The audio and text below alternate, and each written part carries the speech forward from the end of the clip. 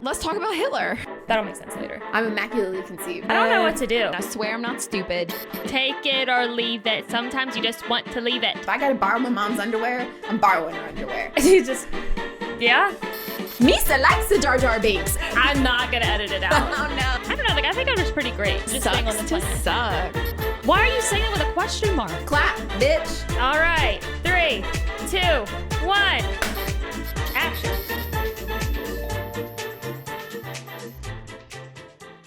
And we're live. I'm Anna. And I'm Jessica. And this is Why Are You Yelling? Welcome back to another episode.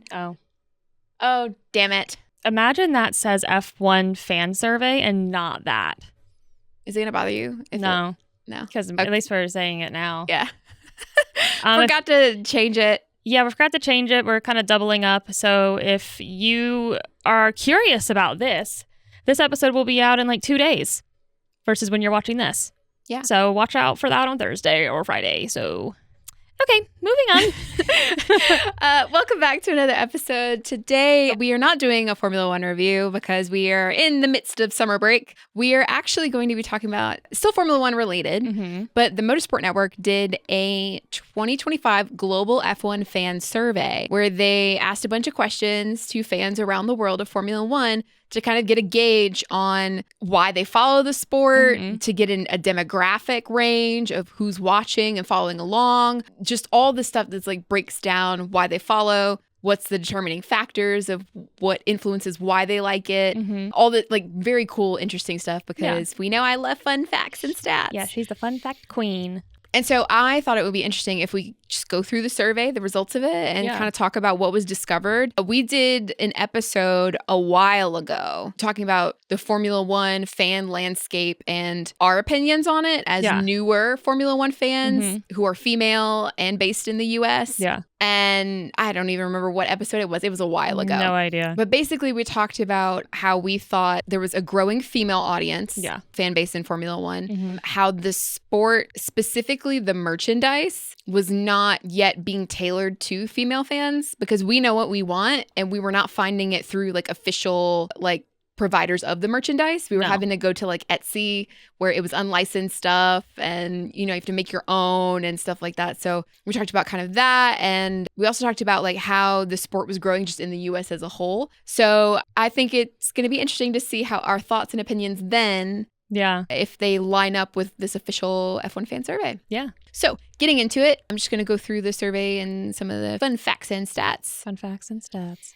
So some key findings from the survey. The first, passion runs deep and broadens in meaning. 94% of all respondents say they expect to be following F1 5 years from now, including 97% of Gen Z, 96% of those identifying as new fans, so following F1 for less than 5 years, and 95% of US respondents. Yeah, I would agree with that. Yeah, while legacy fans, and anytime we refer to new fans, it's people who have been watching or following Formula One for 5 years or under. Okay. Legacy fans have been following for 6+ years. Okay. So while legacy fans who took part anchor their passion in performance and heritage, newer surveyed fans, especially women and Gen Z, are drawn in by personality, strategy, and storytelling. This duality is not a tension, but a strength. F1's appeal is rooted in both tradition and reinvention. And it breaks down more of what that means a little bit later.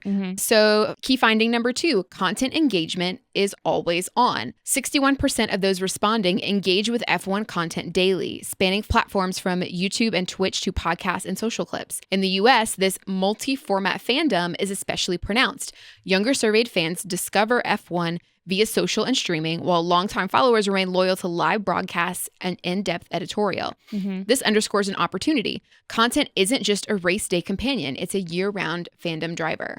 Yeah. Which kind of just goes more toward like the changing landscape of sports media coverage in general. I think that F1 is a little behind the curve, and a lot of people would agree in terms of evolving its media coverage and the way that it even allows people access to it. You know, traditional journalists in media and radio, they have pretty much carte blanche access, but like social content creators they've been a lot slower to adopt and embrace those types of people. I mean, I remember people would talk about before, was it Liberty Media that now owns like Formula One, like the name Formula One? whoever owned it before. I mean, they did not allow people to like when you watched Formula One, you were watching it because it was from the broadcast. Like they didn't allow people to like film and then post on YouTube. I mean, and F1 to this day is still super quick to send you a cease and desist. Mm-hmm. Like if you try to put F1 in like in your Instagram handle, I mean, they went through a whole thing that was just last year. Mm-hmm. They're still they're extremely protective of the brand and everything, and that still hasn't went away completely. But Liberty Media has kind of allowed a lot more engagement. But it seems more like the teams are the ones that are the engaging side. And I mean, they do allow like certain podcasts in and things like that. But even then, it's not as much as you might expect to see. So it's even like recently, like very recently in the last, I'd say maybe 2 to 3 years, that the social media content coming from the teams themselves has been a lot more fan focused and a lot more in line with like meme culture and trends and stuff versus just like the traditional sort of like clips, highlights, whatever. Okay, so key finding number 3, live experiences define emotional commitment. 87% of younger U.S. respondents who haven't yet attended a race plan to, a massive opportunity for conversion. 1 in 4 global surveyed fans have also engaged with non-race events like meetups and cultural activations. Digital fandom is translating directly into IRL demand, especially in growth markets like the U.S., India, and Brazil, which I would agree with. Yeah. I mean, we're literally within the past year, I've seen like 3 F1, what are they called? They're like sim racing bars, essentially. They're like, you literally go and they have all these racing simulators and you can hang out and there's Formula One everywhere. Oh, it's an F1 arcade. I'm sorry, that's what it's called. It's not a bar. So like I've seen like multiple like F1 arcades suddenly just pop up. Yeah. And they're announcing them. And I think Atlanta's getting one. DC already has one. But I'll go. Yeah. Would love to attend. That'd be awesome. Yeah, that'd be super cool. And yes, we are 2 of the younger U.S. respondents who haven't yet attended a race and would love to. Would love to go to Austin. Yeah. Oh my God, that would be so fun. Okay. Key finding number 4, F1 sits at the center of motorsport. 75% of respondents say F1 is the sport they follow most closely. 15% follow no other sports at all. While many surveyed fans also follow football, soccer, American football, or cricket regionally, F1 outranks other sports across all emotional attributes, including innovation, glamour, and excitement. Yeah, I mean, I don't really follow. I mean, if we follow Formula Drift loosely, kind of. I think that Formula One has made my interest in other motorsport grow. So like I've watched, like I went to the Daytona 24-hour thing earlier this year, which was super awesome. And I think it's helped my appreciation for other motorsport grow. So like, you know, I like we've talked about before, we've gone to Formula Drift multiple years in a row now, but I don't always watch the live stream. But now I have realized, like today it was on and I just have it on, or like if IMSA's doing something, that's another racing series, like an endurance series, I've been watching that. So it's definitely helped like getting into Formula One and just realizing it's not just Formula One, like motorsport in general I find interesting. It definitely has bled over to that. But I mean, Formula One is like, she's the fave. Yeah. I don't closely follow really any other sports. I mean, I'm tangentially sort of aware of what's happening with football. But again, that's kind of like, I couldn't tell you, like, I know the season is supposed to start soon, but I like, even like last season, again, I was tangentially following along, but I couldn't tell you most of what happened during the regular NFL season. No. Couldn't tell you, like, I barely remember who won the Super Bowl, but I'm very up on F1. It was not the Chiefs. No, it was not. It was the other one. The other one. Yeah. Who was that? Was that the Eagles? I think so. Yeah, I think I literally watched it. Yes. I literally watched it. I don't remember. It was the Eagles. So yeah, and what's funny, I plan this year, as long as Fox puts out their streaming platform, I'm like, if they put out their streaming platform, I'm going to watch, because the team I want to watch is the Commanders and it's Fox. And so, but yeah, again, it's like getting into Formula One has made me want to get into other sports just because it's like, it was the avenue that I realized it can in fact be entertaining. Yeah. And it can in fact be like more than just like they said, it's grounding. There's an emotional connection to it. Like it does feel like it's not so face value, if that makes any sense. You feel part of it. Yeah. Like when the team you support wins, like you win, like you feel emotionally connected to that, no matter what the sport is. Yeah. Right. And I think that because we've developed such a like love for Formula One, I agree that you do have a bigger and better appreciation for just all sports in general in terms of like identifying with people who are like a fan of a team or a player. And like, yeah, like that time we were in Hobby Lobby and there was a man shopping with his wife and he was on his phone looking at scores of games and she was annoyed with him and he's like, I'm just trying to check the score real quick. Like 2 or 3 years ago, I would have been like, oh my God, that's so annoying. And now I'm like, let him look at it. When you're standing in line at the airport watching Formula, was it qualifying? Yes. Like watching qualifying on your phone? We were literally in line at TSA and we're like, ah. Key finding number 5, culture, identity, and lifestyle are expanding the brand. 58% of respondents across Gen Z and women say fashion and lifestyle are part of their fandom, and brand collaborations are extending the reach of F1 into new cultural spaces. Like, what's an example of that? Like, like people are going to buy Puma because Puma's into that. Yeah. See, I don't feel that way. I don't really care. But that's just never been me as a person. I've never been like, unless something super cute, like if Puma put out a super cute racing jacket, then but it could have been any brand that put it out. It's just because it's a racing jacket. So it's like, I don't feel personally, but that's just because that's not really who I am in general. So I don't feel more inclined to buy more of a brand because they support Formula One. Like if they just put out merch that I liked, I would buy it, but I don't feel more inclined to support them like kind of outside of any merch drops. Maybe not. You may not be inclined to buy it because of their association with Formula One, but you may be exposed to it because of Formula One. And then if you see something you like, like that exposure works. Yeah. Oh, right? No. Yeah. So the exposure. So like I would say even like a great example would be like Hugo Boss. So is it Racing Bulls? RB? One of their sponsors is Hugo Boss. And so when they are wearing their, walking into the paddock on Thursdays, and a lot of them will wear like spiffy little outfits and not just like their race kit, like their team shirt and stuff. Like Hugo Boss is one of the sponsors for RB. So sometimes I see like what Yuki walks into the pack wearing, I'm like, that's kind of cool. Or like, I mean, I love seeing the fashion moment. Like I'm always waiting to see what Lewis is wearing, but that's just because I just enjoy that. Like I would probably never buy that. But yeah, so I mean, I guess just the exposure to those brands. So even the fact that like Ferrari has a fashion line, like you're aware of that now. It's just the exposure to those like fashion and clothing brands, or like even like the watch partnerships, or like the jewelry lines. Like Charles Leclerc is personally like a brand ambassador. There's like a Monaco-based jewelry brand that he wears a lot. Yeah. So just being, I think, exposed to those things, and then if you see something you like, then it translates over into those spaces. Key finding number 6, sponsorship isn't just accepted, it's influential. 76% of fans surveyed say sponsorship contributes positively to F1. 1 in 3 respondents say they are more likely to consider a sponsor's product, rising to 43% among Gen Z US fans and 50% in APAC. Team and driver-led activations are most effective, particularly among emerging fan segments seeking emotional and cultural alignment. So if a team or a driver engages with or promotes a brand, they're more likely to then partake in that brand or support that brand. Okay. I mean, maybe. I guess it goes beyond just seeing a name on a car isn't enough. Like that's just accepting a sponsorship, right? Yeah. But when they're making commercials or they're engaging with whatever the product is in some meaningful way that we, the audience, then see, like we're more inclined to pay attention to it. And thus, again, if you like what you see, you may check it out and then go purchase it. So it does influence you to then like partake in those things.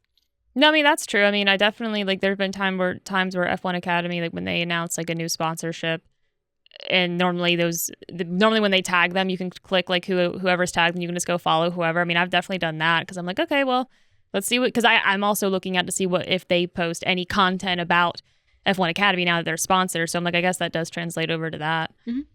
Moving on, inside the minds of F1's most engaged fans. So this was F1 has a truly global audience. The responses to the survey came from around the world. They had over 100,000 respondents from 186 countries across the globe. 49% were from Europe, 13% were from Asia Pacific, 26% were from the Americas, and 12% was the rest of the world. The US is the number 1 most represented country in this survey. Wait. What? I think maybe what those percentages were just the percentage, like if there's 186 countries, that's where the percentage broke down. So it's not talking about the percentage of respondents from different continents, but of those 186 countries, 49% were in Europe. But there could be like one respondent from one country in Europe. And that makes Americans responded the most? Yeah, so they're saying that U.S. is the number one most represented country, meaning that of the 100,000 respondents, most of them, the like a majority would have came from the U.S. But they're saying of the 186 countries that were represented, again, there's 186 countries, 49% of those countries were based in Europe. 26% were based in the Americas, of the countries, not of the people, just of the countries. Yeah. Oh. That's what those percentages were meaning, I believe. It's kind of odd that America is the one that's most represented in the survey. It's not surprising, though, I will say, because it is the biggest growing market, I believe. We'll find out. But I believe it's the biggest growing market for Formula One. Yeah. So people who are, I think, typically newer to a sport and really engaged with it would be more likely to take part in a survey like this. I think that, but I just think that's the American way. Just like, be really enthusiastic. Well, it's just like, I'm like... both feet, jump in. Well, yeah, I think when we like something, we really... it's hard to find a casual American, like, to be honest. Like the casual American is like still very high strung and opinionated about specific things. Yeah. And so I'm like, it doesn't surprise me that, like, if, you know, in a growing market in America, that so many were like, oh my God, I want to take this. Like, and they were like so desperate to participate, and just would take the time to participate. I guess it doesn't actually shock me. So looking at the ages of the people that were surveyed, so the average respondent age was 37.4 years old. That's across men and women. So women, the average age was 30.1 years old. And for men, it was 43.2 years old was the average age. Wow, look at that age gap. Yeah. Ladies, so if you're 30 years old, your man that you need to be with is 43 point something years old, because you have this. If you both love Formula One, that's where he is. He's as enthusiastic as you because he filled out the survey. Yeah. So 27% of respondents are Gen Z. Half of the Gen Z respondents are women. Female respondents overall skew younger and are newer to the sport. Around 64% have followed F1 for 5 years or less. Yeah, that makes sense. Which again goes to what we were saying, is that forever ago we said F1 is growing fastest amongst women who are younger. And this was actually a record share of female respondents participating in the survey. So 1 in 4 survey respondents were women, which was an all-time high. The last 2 times they did the survey, so in 2017, it was 10% women. In 2021, so that would have been 4 years later, it was 18%, so it rose 8%. And now in 2025, it is 25% women who responded to the survey. So it's reflective of the trend that has seen total F1 fandom reach 42% female, which is really high for a sport, especially a male-dominated sport. In terms of the people who are participating in it, not just watching. So years of fandom and gender. Globally, women make up 74% of new fans from this year's survey. So out of new fans, 3 out of 4 new fans are women. Yeah. Yeah. From that, and have been watching for less than a year. Less than a year. Yeah. Okay. So if we look at people so this is super interesting. So basically, the question is, how long have you been a fan of Formula One? And this is going to be the split of the male to female answers for each category. Okay. So for how long have you been a fan of Formula One? For 10 plus years, it was 90% men, 10% women. For 6 to 10 years, 73% men, 27% women. 3 to 5 years, 53% men, 47% women. 1 to 2 years, 34% men, 66% women. And then less than a year, 26% men, 74% women. Yeah. So like, it's a trend that newer fans are female. Like if you look at each sort of year span that they gave for how long have you been a fan of Formula One, people who have been watching not as long typically tend to be female. Yeah, that makes sense. Yeah. F1 fans commit for the long term. So 94% of respondents plan to follow F1 in 5 years. 27% are emerging fans, so they have been following F1 for less than or equal to 5 years. And 73% are longtime fans that have been following F1 for 6 or more years. Following meaning just being aware of it. I wonder how people determine what defined following. Is following like you're aware of the sport and you keep up with it through highlights, or are you like watching it every week? I wonder what like what following means exactly. It said earlier in here, and I skipped over some of this. Of note, this survey is not a census of all F1 fans, casual viewers, or general sports audiences. Rather, it reflects the perspectives of deeply invested, opt-in participants, those who actively engage with the sport and its ecosystem. These insights are designed to support stakeholders across the F1 landscape, looking to build lasting relevance and resonance with a global, passionate, and fast-changing fan base. But it just says engaging. I mean, you could engage in F1 content on Instagram all day and never watch a race. Yeah, but so these would be people who self-identify as F1 fans who are engaged with it. Yeah. So whatever that means to them, right? So some people could be engaging with it like, oh yeah, I consume content about F1 every single day on social media. Versus someone could be like, oh, I don't do as much social media stuff, but I watch every single race. Yeah. So it's self-identified fans. So something that they made a distinction about was the emerging fan profile versus the legacy fan profile.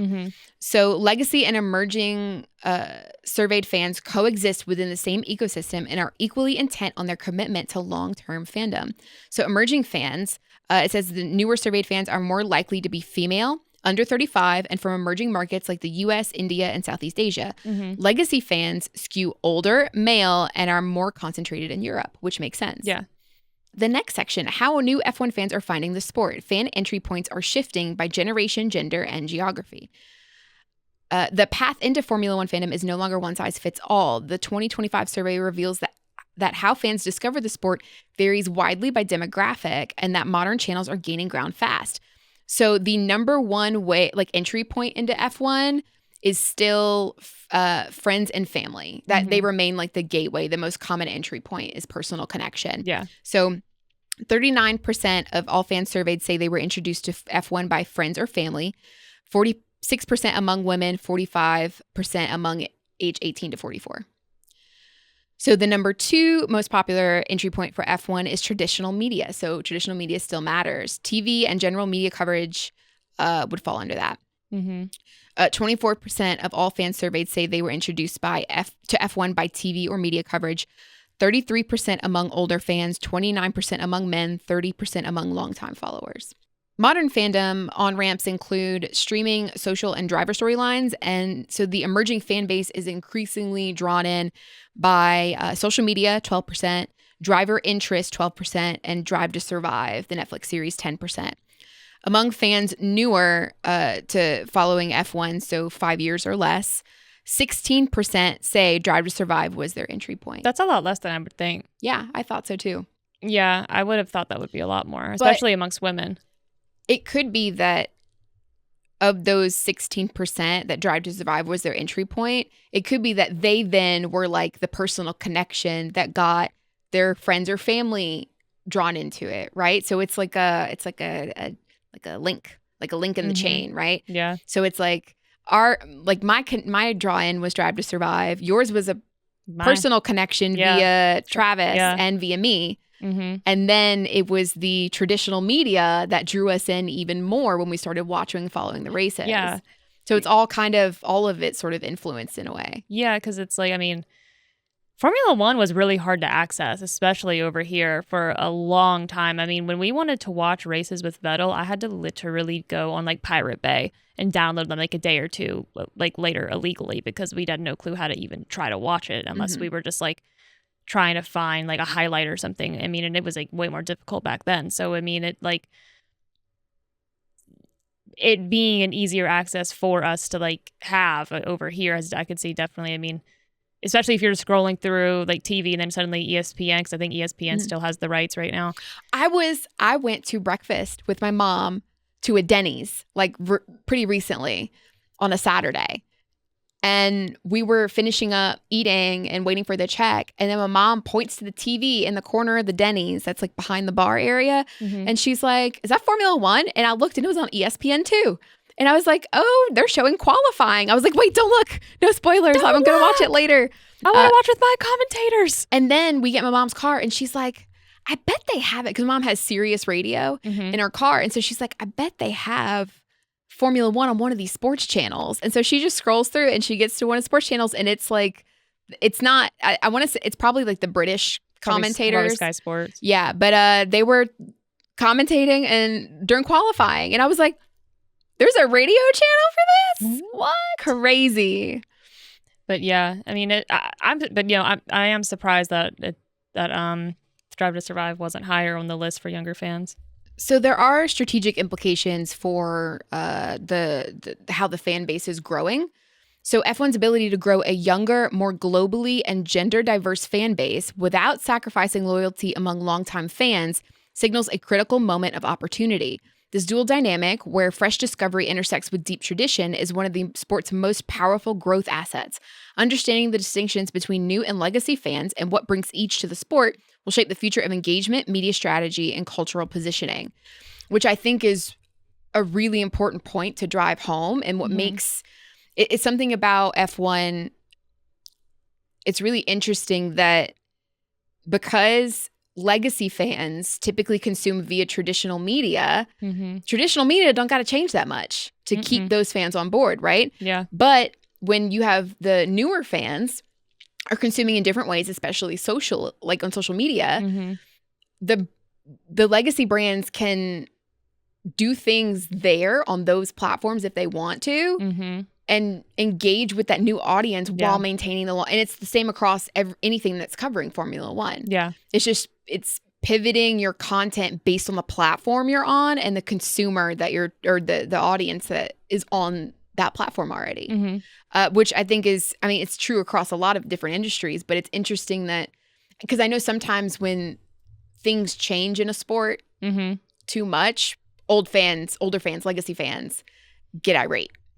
But some of them F1 legacy fans still get irate. Yeah, but I think that F1 is different from other sports in that because there's rules and regulation changes all the time, like every year, just about, that the fans, even legacy fans who follow Formula One, are used to there being some amount of change within the sport itself. Yeah. Versus like there's some other sports where, God, they instituted a pitch clock for Major League Baseball and people have opinions about it. And some people hate it, some people love it. But it's like that was one change, right? Versus like it feels like F1 is changing things so often. Oh, yeah, because they have regulation changes. I mean, they're always trying to be innovative. Like that's the nature of the sport. So, exactly. I mean, yeah, that makes sense. And I actually do think that most legacy fans, a lot of like when I'm talking, like not just trolls online, but when I actually see people give like detailed responses of what their issue is with some newer fans, it does boil down to the heritage and the history of the sport. Because they're protective of it, and I kind of get it, you know. I mean, and sometimes it is important because so many figures are still mentioned. That's like Formula One is so different in that aspect too, where it's like Senna's always talked about, and then you always have these old like legacy drivers that are showing up to the track, and like they're still so well respected. And so I just am like, I feel like you have the trolls online who just make fun of the Drive to Survive people, but I do think the main difference is they're so protected. Actual legacy fans are just so protective of the heritage of it because it's like trying to like Formula One itself, like the rules, the regulations, those might change, but like the core of it doesn't change. And so that's really the only criticism I guess I see that like actual legacy fans have. And I'm like, that's kind of interesting that they're more like, sometimes it comes across like they're saying you can't care as much about it until you know about these other things to see like how the history of it. And I'm like, that's an interesting opinion. But you know what I actually like and I'm appreciative of is because we've been both following Formula One for a couple years now, that when I do listen to commentaries and people talking about or mentioning previous races or other incidents that have happened similar to what's currently happening and stuff like that, I get the references now because we've been following long enough and consumed enough content that when people say, it's another Abu Dhabi 2021, I know exactly what they're talking about, and like don't have to go and Google it or feel out of the loop of the conversation or have it explained to me. I know what they mean because I've been consuming the content for that long. Or, when people say Max's drive in Brazil in 2024 was crazy. I know why it was crazy because I was sitting on my couch watching it being like, holy crap, this is crazy. Exactly. So like it's I do understand if you're a legacy fan and you've just consumed more content over time, and you may have watched races in person that like, of course I remember races that I've seen more, or cool moments that have happened that I've seen myself like as it was happening and being talked about, versus like way back when people were like, oh, this epic race from 20 years ago, and I'm like, I don't remember that because I haven't seen it, or I wasn't there, So I wasn't there. So I get the perspective of like a legacy fan being like, well, you can't care about it as much as I do, or be as involved, or you don't know as much because I've been around longer. And I'm like, yeah, it's true to a certain point, but I think some legacy fans underestimate, especially men who are older, underestimate how actively engaged younger female fans are and how much content we actually do consume and absorb the knowledge. So looking again at the strategic implications, so loyalty runs deep regardless of tenure. So 94% of respondents, new and legacy alike, plan to still follow F1 in 5 years, signaling that new fans are not only showing up, but staying in. This long-term commitment challenges the notion that newer audiences are less engaged, which I agree. Yeah. Discovery pathways offer early indicators of fan type. Fans who enter through personal connection, traditional media, or modern platforms like streaming and social media often go on to engage in different ways, making discovery method a powerful early signal of future preferences and engagement style. Chapter 2, emotional motivators and passions. Fans are falling hard for F1. So it's basically fans are passionate and they're here to stay. Survey respondents aren't casual. They're committed. Across every age, gender, and geography, participating F1 fans rate themselves as intensely passionate and highly invested. So 86% of respondents rate themselves as a 6 or a 7 on a 7-point passion scale. So rating themselves 6 or 7 on a 7-point scale of how passionate. Yeah. I'm a 10. It's a 7-point scale. So I'm a 10. I don't know why they chose 7. But yeah, I'm a 10. Across 10, 10, I'm 100, infinity. Yeah. Like whatever. 59% give themselves a perfect 7 out of 7, signaling the highest level of fandom intensity. Yeah. I mean, if I had to, I would say 7. Yeah. We literally have a podcast where we talk about race reviews. I'm a 7. Yeah. And this isn't just legacy loyalty. Participating emerging fans are especially bullish about their future with the sport. 96% of newer fans and female fans expect to stay engaged long term. 97% of Gen Z fans say the same. 95% of US fans also project sustained interest. Yeah. So again, it all comes back to younger, female, and US. Among long-time surveyed followers, so among legacy fans and fans aged 45 and up, engagement remains high, though slightly lower than the newer cohorts. So 93% of longtime fans and 66% of those aged 45 and up say they'll absolutely still be following F1 in 5 years. They said how it was 94%? 93% of longtime fans versus 96% of newer fans. And then for the age ranges, it was 97% of Gen Z versus 66% of those 45 and up. They're like, as soon as Alonso and Lewis are gone, I'm out. So looking at kind of what motivates people to follow along and why they're passionate about F1. So they tend to be united by the thrill of the race. While motivations for following F1 vary by age, gender, and tenure, the thrill of the race remains the universal driver of passion. Whether they're drawn in by the personality or legacy, surveyed fans share a common emotional spark, the unpredictability, intensity, and spectacle of the race itself. Yeah. Yeah, I would agree. 90% of respondents say they are emotionally invested in race outcomes.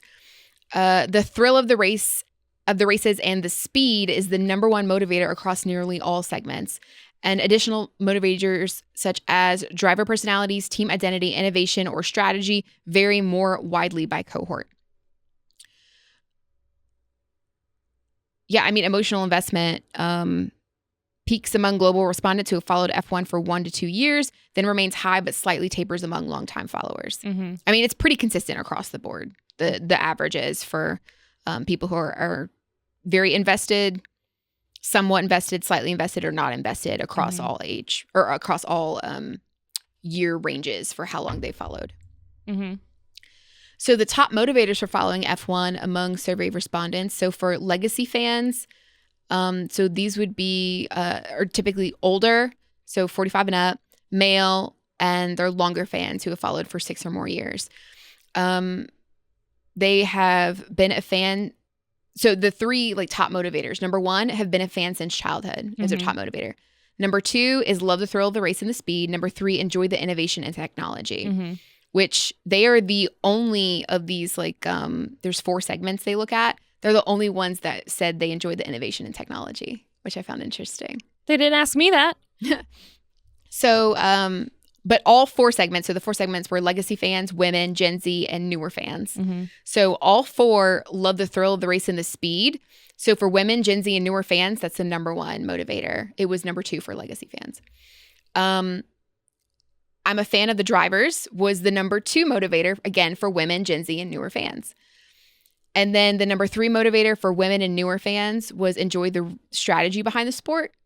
Number 3 for Gen Z was I'm a fan of the teams. I actually, yeah, because I strategy is one of the things that I really like find so interesting. It's like one of those interesting things about it to me. Because it varies so much, not just from track to track, but team to team, driver to driver, based on it's varying throughout the race itself. Like there's so many factors to consider. It's like playing a game. Well, you like also you're trying like you're a part of it. Yeah, like, you're trying to guess what the strategy is going to be or what could be the better one, and like consuming all the information you can about how engineers would even decide what strategy to go with. Like all of that is just fascinating to me. Yeah. Yeah. So I agree. Yeah. So let's see what else. Okay. So still continuing on motivators and passions. So 49% of female respondents say drivers are a key reason they follow F1, and that's 2 times the rate of male respondents. Yeah. Which makes sense. They're just being honest. Yep. Listen. What do you think? What do you think that, I mean, not now that you're here, you're already here, right? So ignoring the what got you here, do you feel that way? Like drivers are a reason I watch? Like now. Like basically if Charles left at this point, would you still watch? Yes. Yeah. There are other drivers I like. Yeah. So like yeah, the driver personality is a key like on-ramp. Yeah. Which I would agree with. But then once you become more engaged and more involved and you're exposed to other drivers and other teams, we've talked about before in our race reviews, you might have like your number 1 favorite driver, but you kind of have like a top 5 that like if any of them win or do well, you're excited for them, right? So if any one driver leaves the sport, then it's like, well, I got others to root for, babe. Like, yeah. You know? So 41% of Gen Z respondents cite drivers as a primary draw. 25% say they follow for a specific team, which is higher than any other age group. Yeah, I don't follow for a team. And I don't I don't know that I even feel any kind of loyalty to. I mean, if I did, I would say Red Bull is the only, like, even though like Lewis is with Ferrari, like, and I like Lewis, so I like Ferrari, and I like Charles, but like, that's the only team that I would feel any sort of type of way a fan of, I guess, if it was just the team. But yeah, and I like Ferrari as a team because of like the tradition and the legacy of them as being around from the beginning, and they've never changed their name, you know, always been Ferrari, and and their race car red, like it's very like, I like that aspect of it. It's very historical. Yeah. And so I would probably always like, again, their 2 drivers at Ferrari are probably going to be in my top 5 of like, I'm happy if they do well. But I mean, it just so happens that the greatest F1 driver of all time and Charles Leclerc are the 2 racers. And I'm like, you know what? I can support them.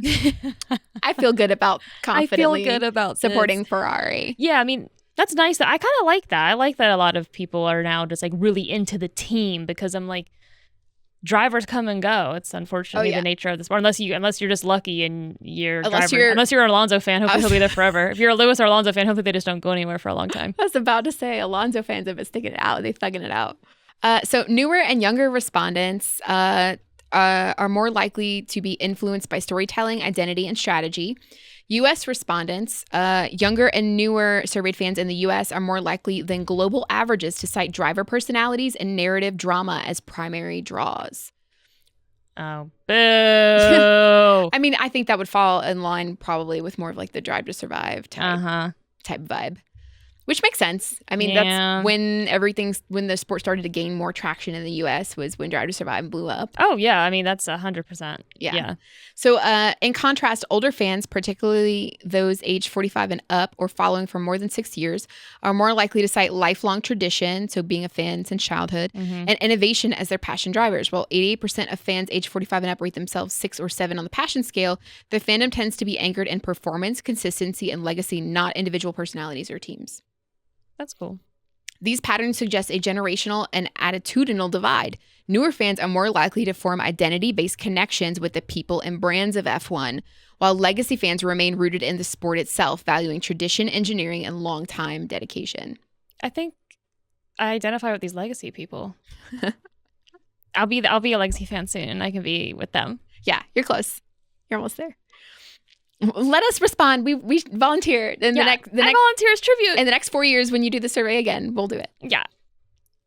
So F1's core identity still resonates across all segments, regardless of age, gender, geography, or tenure. Fans associate Formula One with excellence in performance and innovation. 71% of surveyed fans say high performance and precision are defining attributes of the sport. 62% cite innovation and technology as central to F1's identity, which I would agree with. Yeah. These remain the top associations, underscoring that technical mastery is still foundational, even as lifestyle-led elements like fashion, status, and celebrity gain traction among younger, newer, and broader fan cohorts. The takeaway is not one of replacement, but of layering. F1's legacy of excellence and innovation continues to lead, while cultural and personal dimensions grow more influential for the next wave of fans, which I agree with and is very insightful. Teams and drivers, emotional anchors for newer fans. F1's newest audiences are connecting emotionally with the people who make up the grid. Among newer, younger, and more diverse surveyed fans, particularly in emerging markets, drivers and teams aren't just racing heroes, they're cultural figures. Yeah, I would agree with that. Yeah. Lewis is my guy. Like, I would agree, yeah, because I'm just like, yeah, I mean, he's what drew me in, who I follow the most, who, like, and you do kind of get anchored into whatever they're doing. So, yeah. So 48% of all surveyed fans report being inspired by an F1 driver or team outside the context of racing. This jumps to 59% of female fans, 66% of Gen Z, and 60% of newer fans. In the U.S., this effect is especially strong. Fans are drawn to drivers' personalities, social media presence, and off-track storytelling, making F1 stars feel more like global icons than traditional athletes. I would agree with that. 75% of India, 69% Brazil, 55% Japan report the highest rates of off-track inspiration. Who on the grid do you feel that, like, who, like, if you're looking at inspiration, like, not just who your favorite is, but, like, if you look off at somebody, the track, like, not talking about their racing, not talking about the racing, other stuff. Yeah. I mean, Lewis Hamilton. I mean, he's involved in so many. I'd say probably Lewis and then Charles Leclerc. And Vettel. I would say Vettel because he's really big in environmental stuff. Yeah. Well, I think just. Oh, I mean, guys, on the grid. Sorry. On the grid. Current drivers on the grid. I would say those two are probably the most high profile globally because of things they're doing outside of Formula One. So, like, Lewis has, like, a lot of fashion and even the F1 movie. Met Gala. He was a co-chair for the Met Gala. Like, is there anything, because they said, like, connecting with them, it's, like, inspirational, right? So is it, like, have they done anything? Yeah, inspired by them outside the context of racing. I mean, it could be inspired by, to get involved in fashion or music or whatever. Do you feel like, do you have, like, any type of, when have you felt like most emotionally connected, I guess? Like, do they have, like, any kind of storyline that you just feel super connected to? Outside, like, of a race or something? I mean, not necessarily, because any emotional moment I've had has been like watching a race, right?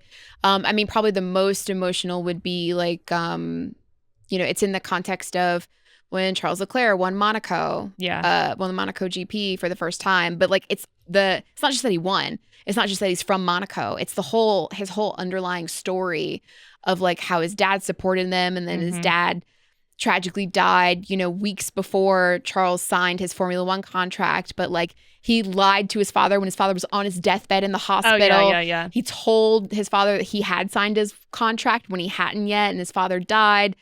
But he wanted his father to know that he had done it and achieved their dream that they worked so hard for before he passed away. Yeah. Unfortunately, that did come true.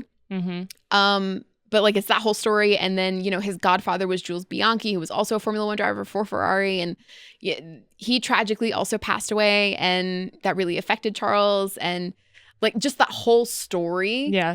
Like, I think is like, I would say tragic, but like beautifully tragic, Oh no, like I would say I think Lewis is I would say, like, if I'm going off inspiration, somebody who inspires me, who outside of the track, just his entire story of literally being so passionate about something that it can't just be handed to you because of where you come from and who you are and like who your family isn't. I think that's super inspiring. And then to see him, like the causes he like supports and things like that, like I find that inspirational. But I think I would say the driver that I feel most emotionally, how do I put it? I would say Charles is the driver I feel most I can relate to the most, because I have a lot in common with him when it comes to that type of thing. And so it is interesting because it's like you do get invested in their stories, because it's like it's interesting when you feel, because I think relating to somebody and being inspired by somebody are two different things. And so it's interesting that can be so strong and like be a motivational factor as to like why you might pay more attention to them. Yeah. I mean, I think to me, I guess you'd have to look at like the definition of inspiration and inspiring. Like to me, it's like either someone or something like motivates you to want to do something in a similar vein, right? Or to do something about what you've seen or heard or experienced. So like to me, inspiration would be like if Lewis Hamilton has his charity that he does work with, Mission 44, which he started it years ago. And the mission of it was to figure out like, one, the root causes of why there is a lack of diversity in motorsport in general, specifically in Formula One. And they funded a lot of like research and surveys and all this stuff to figure out what the root causes were. And then they act upon that to help change it. Right. So like, that's inspiring. But like, to me, for it to actually be an inspiration to to me as an individual, I think I would have to see that and then be motivated to do something similar in that vein. So I wouldn't say that he has inspired me in that way. Yeah. I don't know that any of the drivers have inspired me to want to then go do something in the same vein that they've done things. Yeah. But there's emotional connection for sure. Yeah. I think it's admirable. I would say I have admiration for what Lewis has done. Yeah. Especially in his off-track stuff. Oh, so this is interesting. Despite the emotional pull to specific drivers and teams, fandom remains relatively non-tribal. 61% of respondents follow multiple teams or identify as neutral, a finding consistent across past surveys. Yeah, I don't have like I kind of almost feel like I'm rooting for my people, but I'm also like happy for other people. Yeah, I'm not like devastated if my team or my driver doesn't win, because I mean, I wasn't till this year. I'm kidding. Let me put it this way. I have seen grown men yell, scream, have a foul mood when their favorite like football team loses a game, and it affects like their whole weekend and they're in a bad mood for days. That has never happened to me with Formula One, even though I am intensely involved with it and very passionate about it. Yeah, I mean, I don't know that we've had anything. Oh, something happened that I got mad about. I don't remember what that was. And I made the joke to you. I go, I understand why everyone's day, but then I clearly wasn't mad all day. Yeah. I think that if I would have been a Formula One fan at like how I am now when 2021 happened, I could have broken something probably. Yeah. That was infuriating. I wasn't even watching it. I'm watching that live. I actually could see being like, I could see myself going, could you excuse me for a moment? I have to go scream in a pillow. Which isn't, I guess, tribal. That's more everybody being mad that the FIA was dumb. Yeah. That's not, no one was. Because they didn't follow the rules. Yeah, it was unfair. Yeah, that was like literally nuts. But yeah, that's interesting. So in newer markets like the US, team loyalty is still forming. Driver affinity is currently the stronger emotional anchor. 40% of US fans identify primarily as fans of specific drivers. 21% of fans say the same about teams. That would make sense to me. So these trends reinforce a broader shift. For modern fans, especially outside of Europe, personality-led narratives and cultural relevance are key drivers of connection, engagement, and identity. At the same time, fandom continues to be less tribal and more inclusive than other sport, an element that strongly appeals to newer fans. Mm-hmm. So drivers aren't just winning races, they're building emotional equity. Drivers are the single strongest emotional connector to F1's fastest growing audiences. The faces of the sport, their personalities, rivalries, and cultural relevance spark passion. I would agree. I love a rivalry. I love it. I eat it up with a spoon. Mm-hmm. Like Max and George, their beef last season, chef's kiss. Loved it. Rival. Listen. Isn't a right. Listen. I'm just Listen. Don't throw shade. George Russell is the cousin I like to make fun of at the family get together, but he's still my buddy. All right. Or even like Charles and Max have a rivalry that goes back years. Max is in love with him. I know what you're talking about. Ultimate enemies to lovers storyline. No, that's Kevin Magnussen and Nico Hulkenberg. That's true. Suck my balls, mate. So younger surveyed fans show strong emotional pull toward local drivers. 78% say a driver from their country would increase their interest. I feel like that's not so much in the US, though. We don't have, well, we did, and we were like, meh. Yeah. But that's also because, like, I feel Daniel Ricciardo was basically American. He was adopted. And we love him. Yeah. I feel that way for F1 Academy. Mm-hmm. Like, I'm really, really into rooting for the American girls just because I'm like, why wouldn't I? Yeah, we got him. Yeah, they're ours. Part of that could be, too, it's such a new series in driving, in motorsport, that you don't really have the established teams and personalities to... And you won't really get them with the feeder series. Those are completely different. So I guess it's not really fair to say that because it's a completely different landscape. So fandom is increasingly personality-led, especially among newer, younger, and female fans. So 2 in 3 Gen Z respondents feel personally inspired by Formula One drivers and or teams. Emotional connection doesn't always equal tribal loyalty. 6 in 10 fans follow multiple teams or none. So the strategic implications. Fandom is evolving and more personal. Drivers are the gateway. Legacy values still matter. Emotional loyalty does not equal tribal loyalty, and engagement is durable and cross-demographic. With 97% of Gen Z, 96% of newer fans, and 95% of U.S. fans expecting to follow F1 5 years from now, stakeholders can confidently invest in long-term storytelling, personality-led platforms, and fan touchpoints that deepen connection over time. Yeah. I would say that's true. Or obviously it's true. It just, I feel that. Mm-hmm. Like, I can see that. So from the outset, Liberty Media positioned drivers as the stars of the show, calculating that younger and more diverse fans would connect through personality. That strategy from Drive to Survive and beyond has worked. Nearly half of female and Gen Z fans cite drivers as their main reason for following the sport. F1 has created more touch points for fans with the sport outside of race weekends. It is managed through content on its own and operated channels such as F1.com and F1 TV to provide data and information to feed the enduring curiosity and passion of the legacy fans. Yeah. Yeah, I mean, I totally agree. I mean, F1 TV, they don't just do the commentary for the race itself, which they didn't used to do, or they did very little of, because now they have the full race day. They do a pre-show before the weekend gets started. They do commentary and everything during the practices, during qualifying. They do a post-qualifying show. They do a pre-qualifying show, pre- and post-race shows. Like, they do, Julian Palmer has his analysis he does every Tuesday of key moments from the race. They have the cool-down room. Yeah, they started that one this year, I think. Yeah, and that's like a more of a talk show kind of vibe, but they're still related to F1. Yeah. I mean, even the analysis that there's the tech breakdown that they do of some key technical element related to one of the teams or the cars or the weekend, or they just break down some element of the car and explain it in detail. Like, they do so much stuff. They have reality series for the feeder series, so like Formula 2, Chasing the Dream.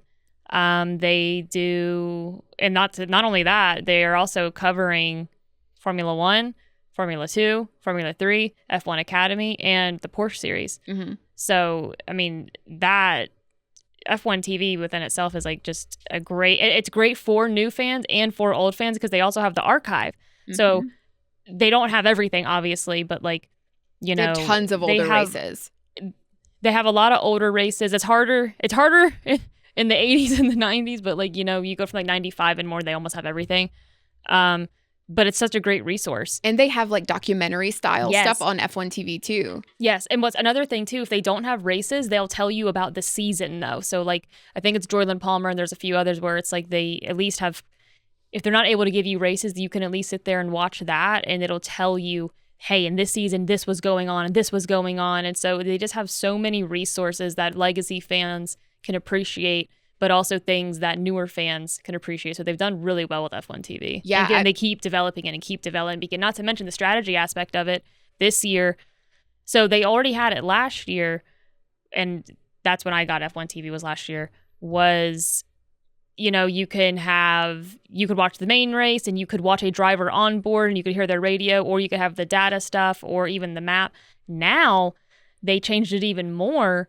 So you can now have a multi-screen on your TV as long as you have like certain app, like Roku doesn't support it right now, but like Apple does and something else does too. But like so they're leaning into the strategy of it where it's like you want to follow a driver, you might want to follow the data stuff while you're following the main thing. So they're really leaning into like every single avenue that they can just through that platform itself. Yeah, which even like the data page when you're watching a race is love it, great because it shows you it gets so much information. It's showing you sector splits, lap times, the difference like in time between drivers and between the lead driver, like the tire strategy, how long they've been on the tires that they're on, everything. Like it's just so much information. It tells you when their sectors are purple or green.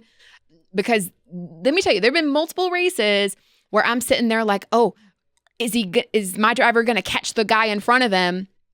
How many laps do we have left? How much time is the gap between him and the driver ahead?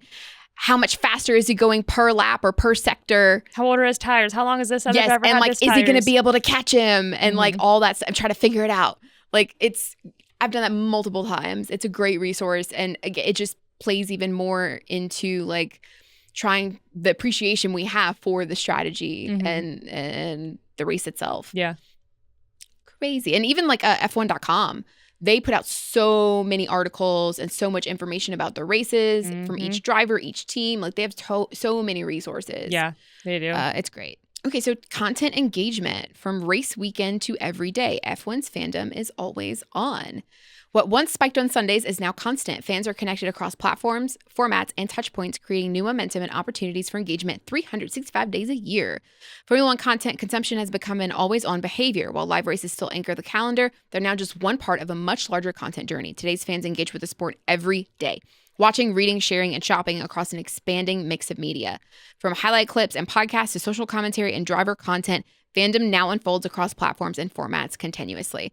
Yes, 100%. Yes, I consume something my feed every day about Formula One every single day. We share something, at least one thing a day with each other about Formula One. Whether it's a meme or an article or a post from a driver, a post from Laura Winter, we have not mentioned, and shame on us for not mentioning her thus far. Laura Winter and Ruth Buscombe I love them so much. Our favorites on F1 TV. We love our whole F1 TV broadcast team, but we love our ladies. We love our ladies. They're great at what they do. And we haven't seen Laura in a minute. And we have the whole summer break without her. I'm going to be so happy when she comes back. Come back. But yeah, I mean, the whether they're posting or sharing something about what they've got going on and doing, like we share something with each other almost every single day. Yeah. And I consume podcasts like crazy. Not only do we have our own podcasts that we produce and put out, but I listen to other podcasts because again, it's just more information about the sport as a whole, getting other people's perspectives, people that have either been following the sport for longer or might have more insight. I mean, I think it's just great. I love podcasts about even like people who were part of like the pit crew. Yeah.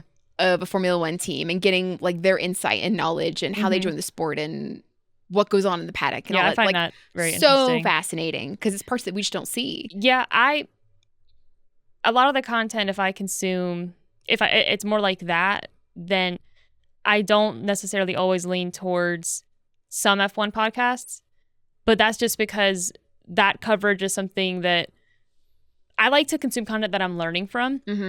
That's like expanding my knowledge of it. So like, yeah, if there's an F1 pit crew thing, I'm clicking on it. If there's a video of Max with somebody and we're talking about the anatomy of a corner and how Max Verstappen decides to take it, I'm watching it. Like anything like that, I'm hungry for. I want to because I know for a fact there's always going to be something for me to learn.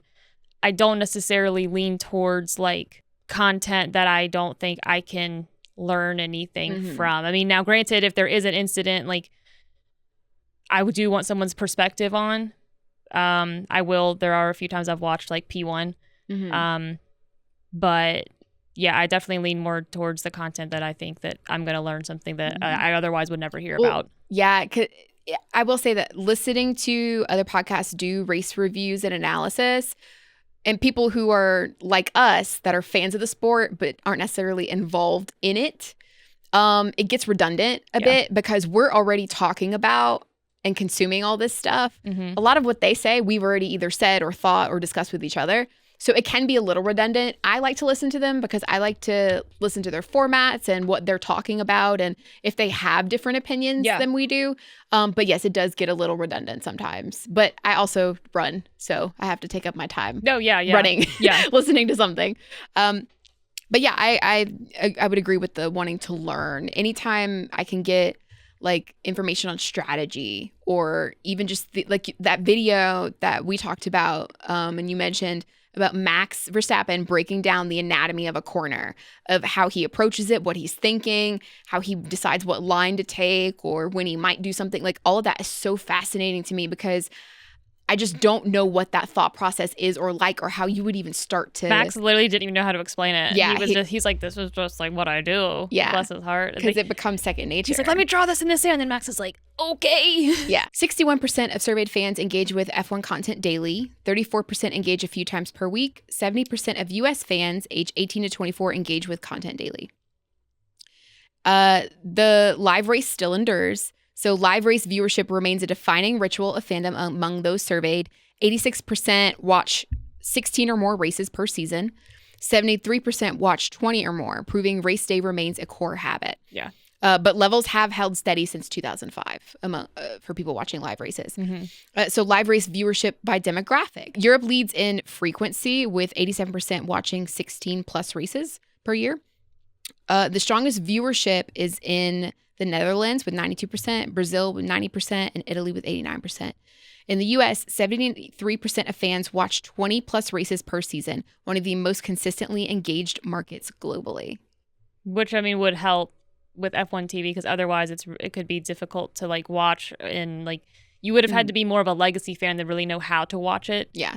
Than like a newer fan because I mean just even knowing like which ESPN channel is it and like how do I need a VPN to watch on Sky Sports? And I would be interested to see how many fans watch, like what platforms they watch on. Yeah. Social is now central to fandom. 64% of all surveyed fans say social media is an important channel for accessing F1 content. Yeah. It's up from it's consistently grown. So since 2015, it was at 28% said social media was important for accessing content. In 2017, it was 31%. 2021, it's 40%. I mean, I would agree because there's sometimes like a penalty might happen post-race. So it's not necessarily like that stat doesn't even necessarily have to mean like, oh, it's content, like yum content. Like social media, like fun stuff. Yeah, some of it's just like, oh, breaking news. It's on Instagram and I see it.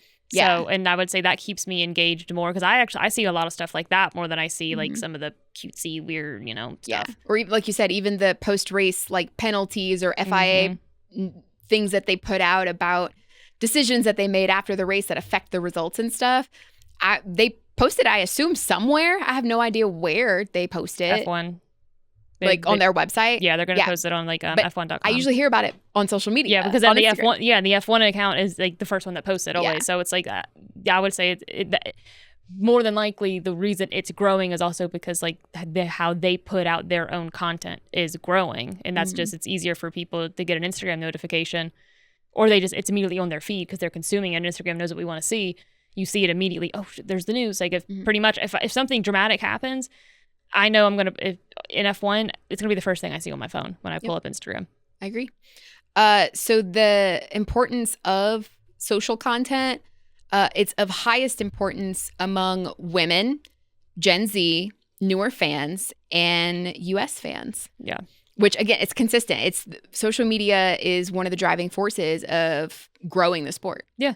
100%. By contrast, only 42% of fans age 45 and up and 54% of longtime followers view social as a core access point.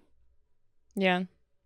Online discussions. Global respondents tend to stay on the sidelines of online discussions, but younger fans are more likely to dive into the conversation. So like asking how often do you discuss Formula One with online communities? I'm less likely to do it now because of the podcast. Mm-hmm. So if I do, it's on my Finsta. Yeah. Yeah, I mean, I definitely, last year, I was like, me. Mm-hmm. Sometimes I still can be me. That wasn't that long ago that I was like, I said something like, say you know less about tires, though. Like, I think that whole thing. So I'm like, yeah, the younger people, I mean, they're the ones mostly arguing with each other. Mm. And the thing is, legacy people don't really need to say anything. They can just sit there and watch it and be like, wow. Yeah, they should argue in person. Yeah, exactly. Cross-platform consumption, YouTube, Twitch, and the second screen era. Modern fans toggle between formats based on their needs and backgrounds. Emerging fans favor social and video first touch points that foster discovery, connection, and community. Longtime fans dig deeper into strategy and analysis. So these platforms are not just second screens, they are on-ramps and entry points to fandom. 45% of respondents regularly consume F1 content on YouTube or Twitch. This rises to 60% among Gen Z and 55% among newer fans. Regional standouts. The highest platform usage is India and Brazil at 65 and 60% each. They've been doing more on YouTube this year too, I think. Like they have the driver's parade on there, and then like all the F1 Academy stuff is on like YouTube now. I don't know that it's live. I think it's live actually. So they're definitely trying to reach out on those platforms to get them to come to Formula One for sure. Yeah, 56% of US Gen Z fans regularly consume F1 via YouTube or Twitch. That's a high percentage. On Twitch? Yeah. So they're consuming it from somebody else streaming it? I guess. Or watch-alongs. Oh, this is fun. This pertains to us. Audio and community. 27% of surveyed fans listen to F1 podcasts. Listen to us. Engagement is strong in Brazil and the US at 37 and 31%, respectively, compared to 26% in Europe and 21% in Asia Pacific. Podcast consumption is stronger among women at 29% and those aged 25 to 44 at 33%. 15% use online forums, with uptake rising to 25% among women and younger fans. So a growing number of fans, especially younger ones, aren't just consuming content, they're participating in its creation. 53% of fans regularly watch and reshare highlight videos or social clips, platform behaviors that often blur the line between consumption and contribution. Mm-hmm. Gaming and sim racing. Oh, yeah, 32% of surveyed fans regularly play racing video games, with 12% participating in sim racing. I'm upset they called it video games, but whatever. It's not a video game. It's a simulator. Well, they differentiated between playing racing video games and participating in sim racing. Okay. You didn't listen to my stat. I listened. I heard it as playing video games and this. And I was like, ugh. 32% of surveyed fans regularly play racing video games, with 12% participating in sim racing. Okay. Got it. Gaming is most popular among Gen Z fans at 48% and then new followers at 35%. Sim racing is significantly more male skewed, with 15% of men versus 4% of women participating in sim racing. I mean, I agree with that because I think men are more likely to put money in technology than women are. I agree. Men would invest more in the technology. Yeah, like Travis's sim got. I don't even want to tell you how much all that is. Yeah, versus like women are more likely to spend money on merchandise. Yes. And events. Yes. In-person experience. Yeah, 100%. So I'm like, it doesn't surprise me. I mean, because it's expensive. It is very expensive because it's like to sim race. It's not just like the truly sim race, it's a lot of money. You have to have the PC, then you have to have all that. So I'm like, it makes sense that it's more male dominated. Content to commerce. While content engagement isn't explicitly linked to purchasing behavior in the data, the demographics that are most active across digital platforms, so younger fans, women, and newer followers, are also those most likely to buy F1 merchandise. 26% of global surveyed fans report purchasing team or driver merchandise. This rises to 39% in women, 38% of Gen Z, 36% of newer fans. Segments that also over-index in social media usage, YouTube / Twitch engagement, and personality-led content. Two of the strongest merch markets globally are the US at 37% and Japan at 38%. Why causality isn't confirmed, the correlation points toward a broader trend. As fans engage more deeply with the sport through diversified content, especially via driver narratives and social content, they're more inclined to express that fandom beyond the screen and transact directly from those engagements. Listen, over here, we love supporting whoever we like. Mm-hmm. That's just, we can't help it. We love it. Yep. I want to loud and proud. I got my hats. I got my shirts. I got my jackets. Oh my God. I got my bracelets. Yeah. All of it. Exactly. Oh, okay. So they have examples of like the content ecosystem. That's interesting. While the data highlights evolving fan behavior, it also underscores how Formula One has strategically adapted its media footprint to meet fans where they are. With just 10 teams, 20 drivers, and a 24-race calendar, F1 operates with a limited set of live moments. Yet F1 has successfully built and sustained high levels of engagement between races by expanding its content ecosystem across platforms, regions, and fan types.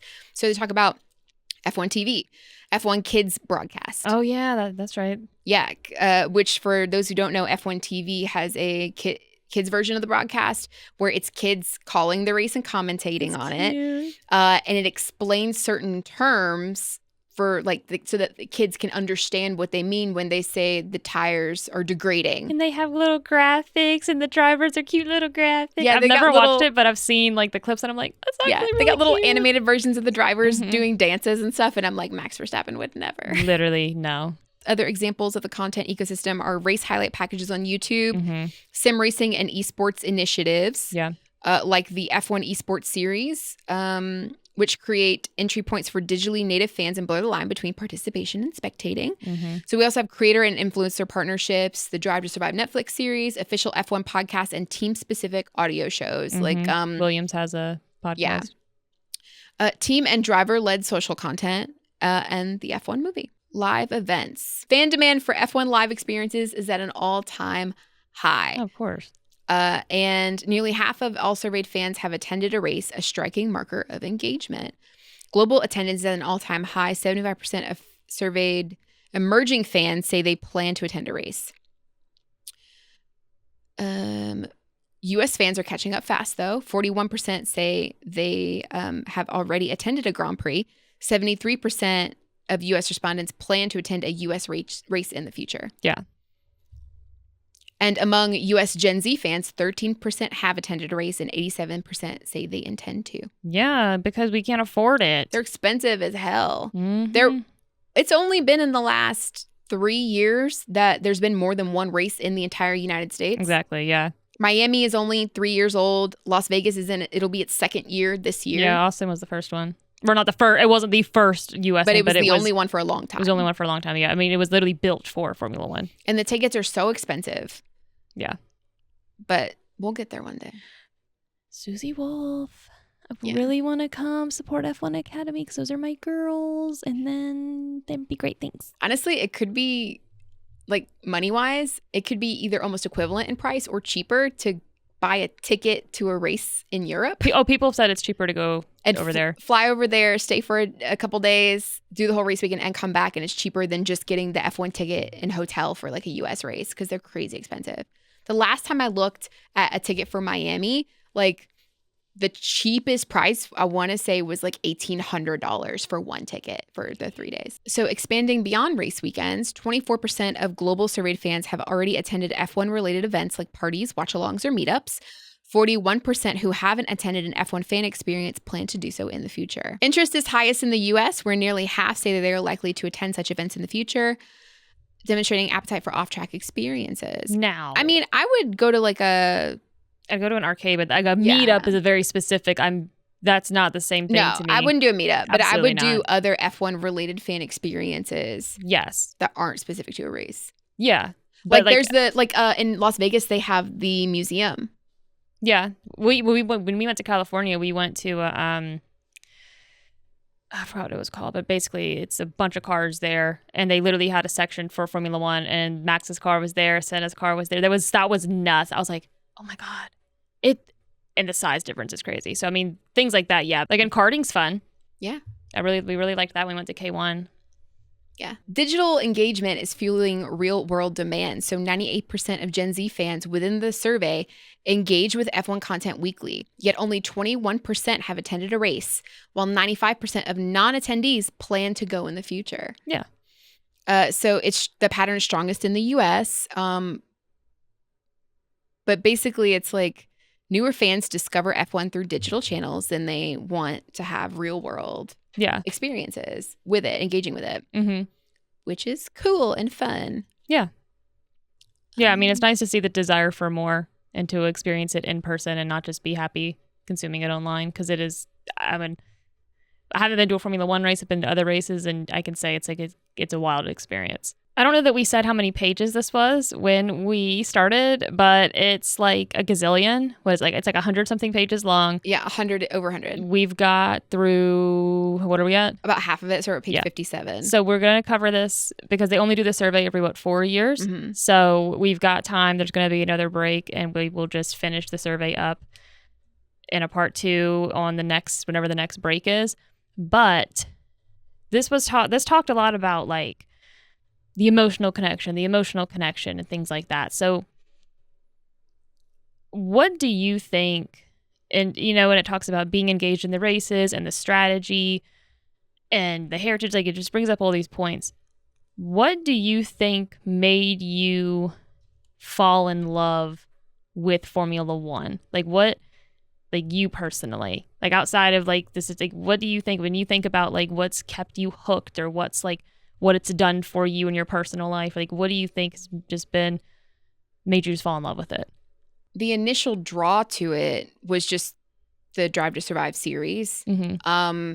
Just watching that, getting hooked on it, being attached to driver personalities, and then even just the drama of the sport. Because like the reason I really like dove into it was, one, obviously everyone's first favorite driver is Daniel Ricciardo, because he opens the whole series and like his personality is just like a magnet for people. Yeah. But then the more that you watch and the more stories that they would tell in that series, the more exposure you got to different teams, different drivers, different personalities. You get exposed to more of the history of the sport, the rivalries, the different storylines. Like even something that was super dramatic that really was impactful for me was when Romain Grosjean had his crash and he was like the man on fire and turned to a literal fireball, and like all of that just culminated in like a this sport is dangerous, but it's also like the highs are high, the lows are low, it's fast paced, the adrenaline rush is there. Like all of that combines to make a really compelling story, and it's interesting. All of that just draws you in, right?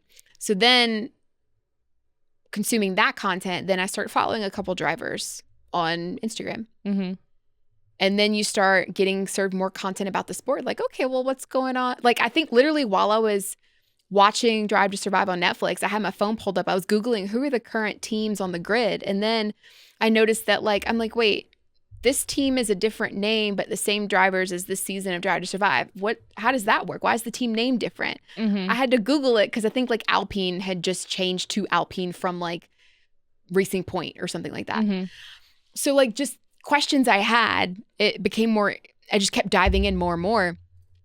And then eventually just consuming more content. Eventually I was like, okay, well, where are we at in terms of the season so far? And then was kind of loosely following along with the season.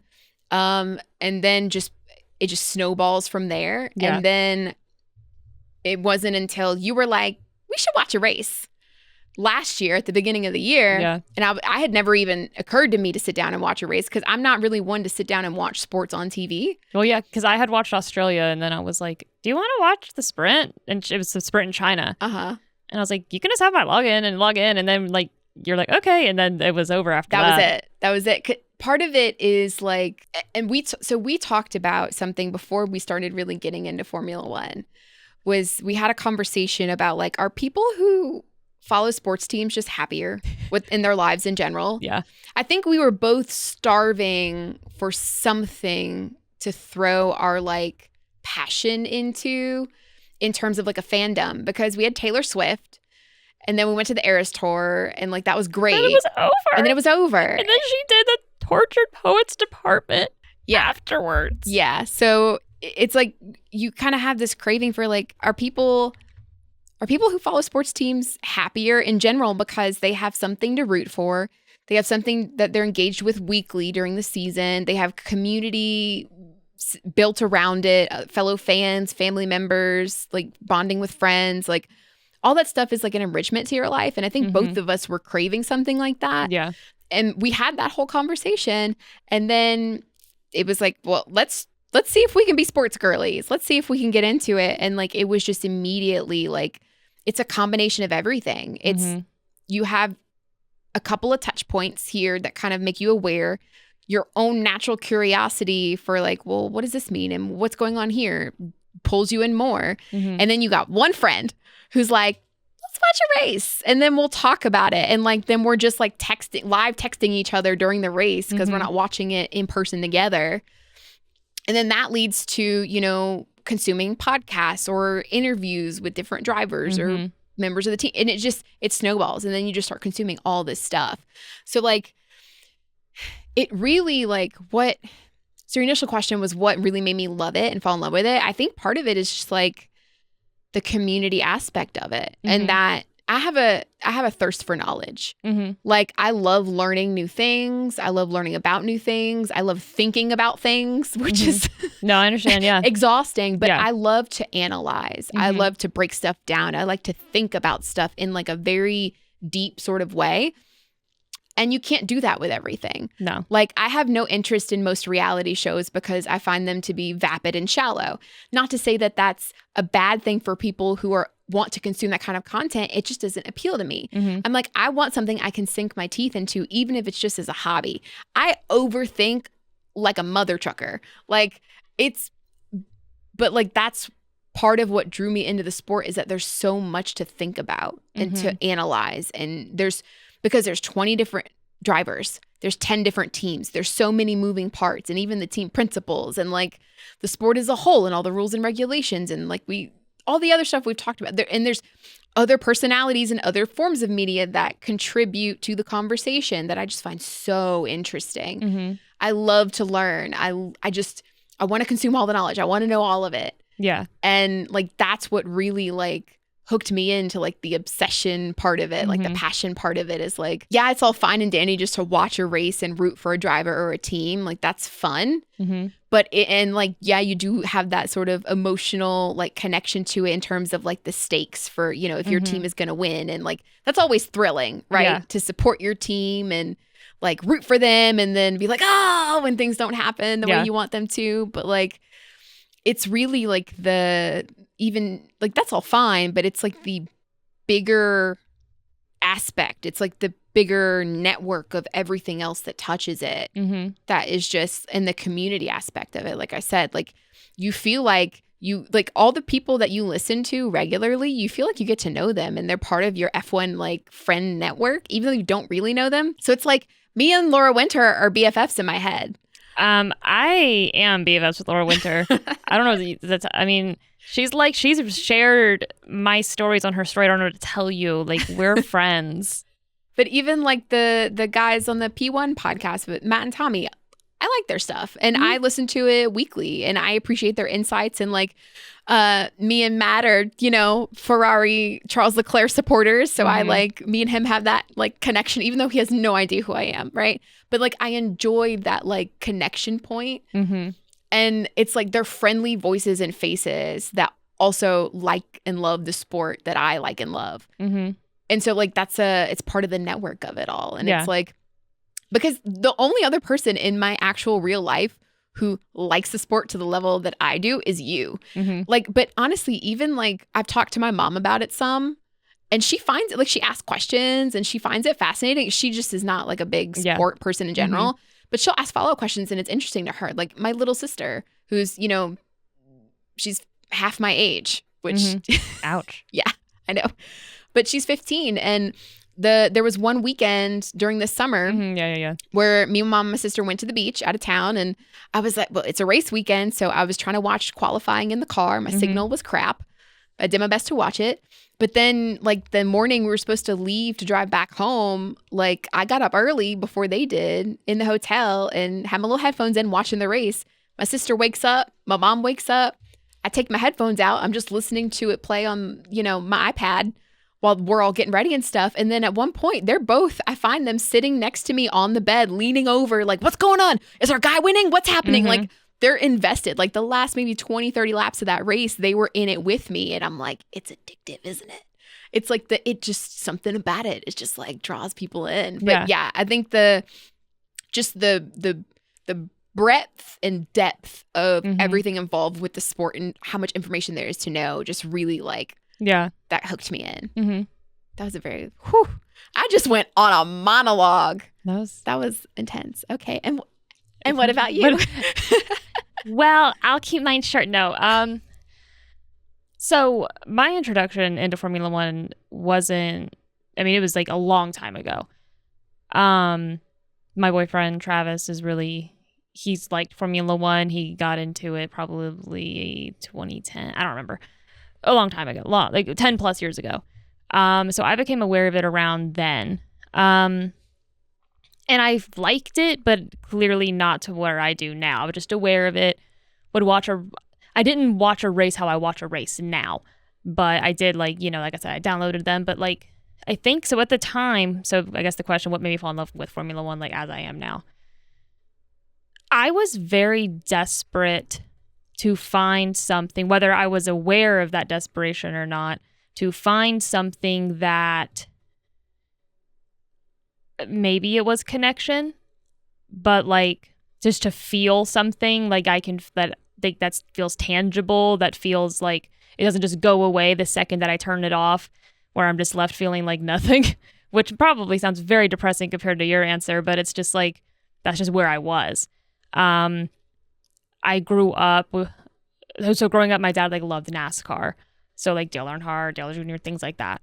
And so he passed away in 2020. And oddly enough, even though Formula One has zero connection to NASCAR whatsoever, it's like feeling a connection to a motorsport and feeling that passion for a driver and a team makes me feel connected to him the way he was like had that passion for Dale Earnhardt. Like the way that I love Lewis isn't probably even really compared to how like my dad loves Dale Earnhardt. So it just makes me feel closer to him in that way. But it also like, because of how exciting it is and because of its fast pace and there's so much to learn, because I'm somebody who I've had 100 different hobbies and I will hyperfixate on something till I think I've learned everything about it. And then I'm like, I'm bored now. I'm not going to learn everything about Formula One. So there's always something to keep me engaged, and there's always something to keep me wanting to know more and to learn more. And there's things in the past to go look at. So there's just this vast amount of content that I'll die and never consume all of it. Because there's always more every single year. And it's always changing too. So the regulations will change. So it's just like, for who I am as a person, it's extremely engaging, but it also, like, I guess on a more personal level, it just kind of brought me back to life.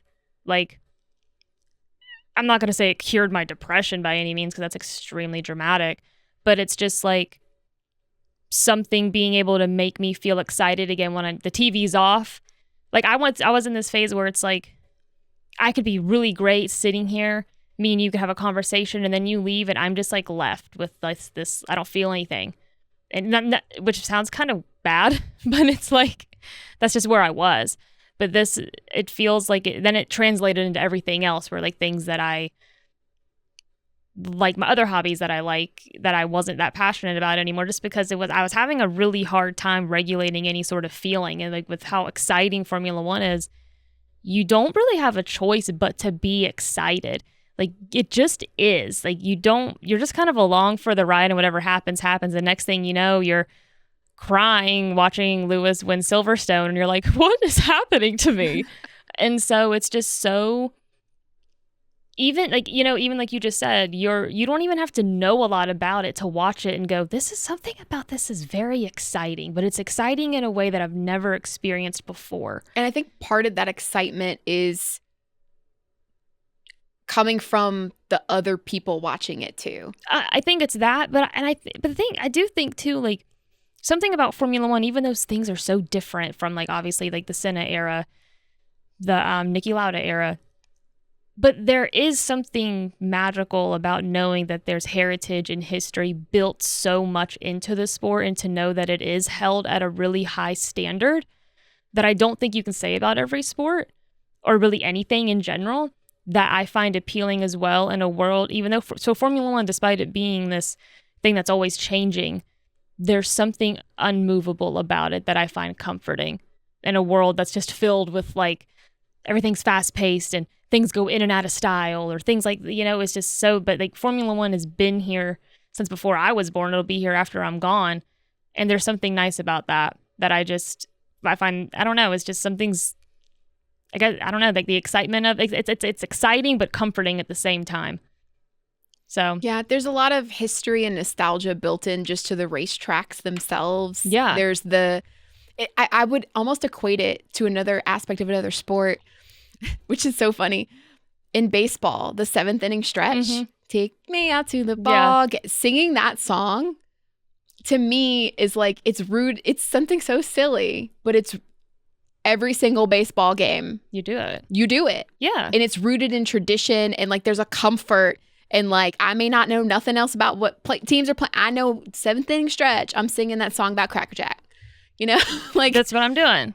So like I get that, like where like with Formula One you have that the comfort of like the nostalgia, or honestly even like the process of going through like a race weekend. There's the comfort of like I know what to expect for the process of like practice and qualifying, and then the race itself, and like we're gonna do the singing of the national anthem in whatever country we're from, and then the lights going out and away we go, and all that. I find I like the order that we do things, and like all of that. It's like knowing what to expect. There's comfort in that too, but like there's also like this humanism just built into Formula One, and some of that I think like it's interesting because it's like I obviously could not say what this felt like 20 years ago to people, but it's interesting that Formula One, it like Senna, for example, he passed away in 1994. But he feels alive. The way that this sport like recognizes the people that it truly feels like when someone's special, like they're special forever. And he's like the living, beating heart. Sometimes it feels like a Formula One, and that in itself is just so interesting to me, because it's like to see the love and respect that even these young drivers have for him is crazy. And it just goes to the whole how important heritage and history is to the sport. And I like that. I like something that like it doesn't like I'm gonna watch the sport in 5-10 years unless the world explodes or something. So it's like it doesn't shock me that everybody else feels that way, because there's just something about it that it's like once you're hooked, like you're hooked forever. But I guess the question of I guess it's the excitement, but just the fact that I felt anything at all while watching it, and then continue a second full year actually watching every single thing about it, being just as excited as I was the first time I really sat down and like watched it and was like, what? It's a sustained interest in a and hobby. I've never really had that before. I mean, I had like my main, like my goals and aspirations are like my main interest, but this is like it's stimulating. Like my love for writing and acting doesn't always stimulate me. This stimulates me like all the time. And for somebody who just is kind of always craving that, then it's kind of like my bread and butter. But yeah. Well, guys, we'll get to part 2 in a few weeks after we come back, and then we have another break. Yeah, this was a very long fan survey. It's very, very long. A lot of interesting information and stuff to talk about, but yeah, it's just a lot. Yeah, it's a lot. So stay tuned for part 2 that will be out in, I don't know, whenever we have another break. We'll have another one eventually. We'll have another 2-week break soon. Yeah. So, all right, guys. Well, bye. And let us know in the comments what made you fall in love with Formula One. Like, what was it about it? What did you love about it? What do you still love about it? And are you going to be watching in 5 years like this survey pretty much says everybody will? Yeah. So, all right. Bye. Bye.